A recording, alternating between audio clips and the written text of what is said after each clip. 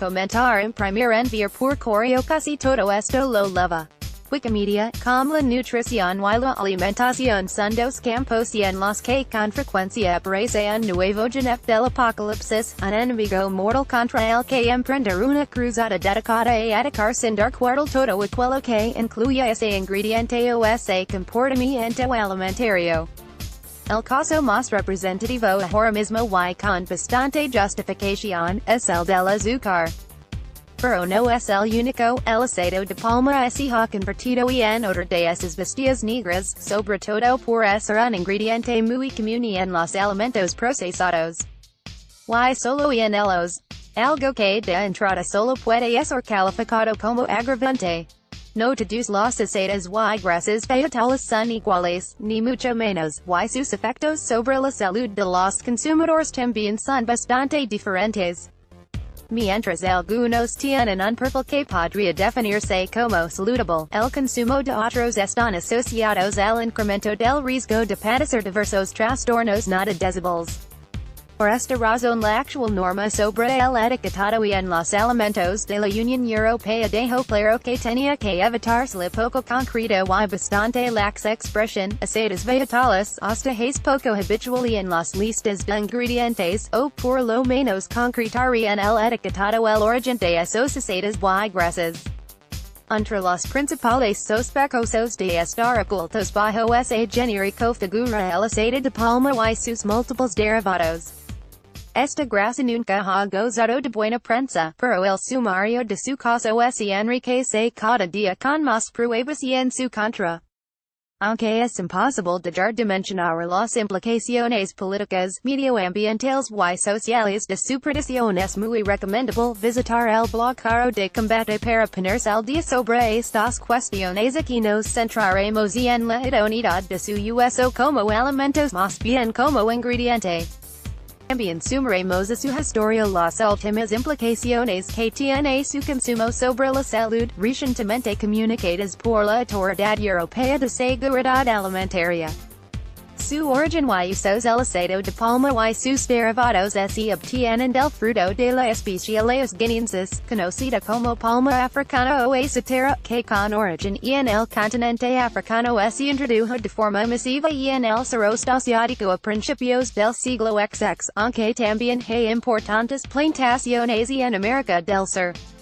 Más allá de sus usos alimentarios, los derivados del aceite de palma también se emplean en la industria de la cosmética con acutil se elaboran cremas, pasta de dientes o jabones y en la producción de biodiesel. También se puede encontrar en una amplia variedad de platos preparados, helados, salsas, margarinas, galetas, bollería, pizza, chocolates, confitería y en general, aperitivos dulces y salados, palitos de pan, etc. Podríamos decir que, respecto a los alimentos procesados, tiene el don de la ubiquidad, los que por un motivo u otro han prescindido de su uso son minoría frente a los que lo incorporan en alguna de sus variantes.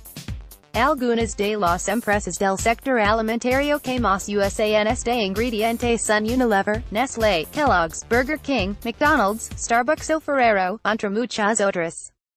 Para una información más completa en el blog Caro de Combate hay un listado de las marcas más habituales en las que vas a poder encontrar esta grasa.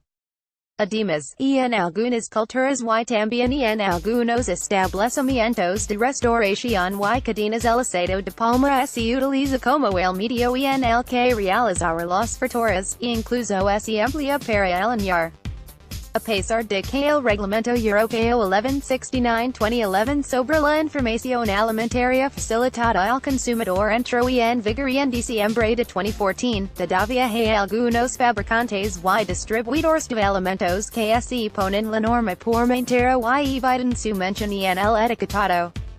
Además, cuando se puede disfrazarse usando algunos pseudónimos, por ejemplo, aceite de palmist, grasa vegetal fraccionada y hidrogenada de palmist, estelina de palma, palmolena u olina de palma, manteca de palma haciendo uso del nombre científico de la especie, Laus guineensis. Hay una doble justificación para explicar su uso masivo, es muy económico comparado con grasas y aceites de otro origen, y además es muy versátil. Una de las características más aprovechadas por la industria es su temperatura de difusión, que la hace permanecer sólido a temperatura ambiente manteniendo al mismo tiempo una textura sedosa y untuosa. Por esta razón se emplea con generosidad y en confitería, formando muchas veces parte de las coberturas de chocolates, bombones y demás. Permanece sólido, mantiene la forma del producto y cuando se introduce en la boca funde de forma agradable. Se le podrían encontrar sustitutos por ejemplo aceite de soja, otros aceites hidrogenados o manteca de coco pero no son tan económicos como los derivados del aceite de palma. Ya se sabe, un balance de cuentas hallado, y en verde o en positivo, es básica industria alimentaria. Cuanto más en verde measure, el balance, claro.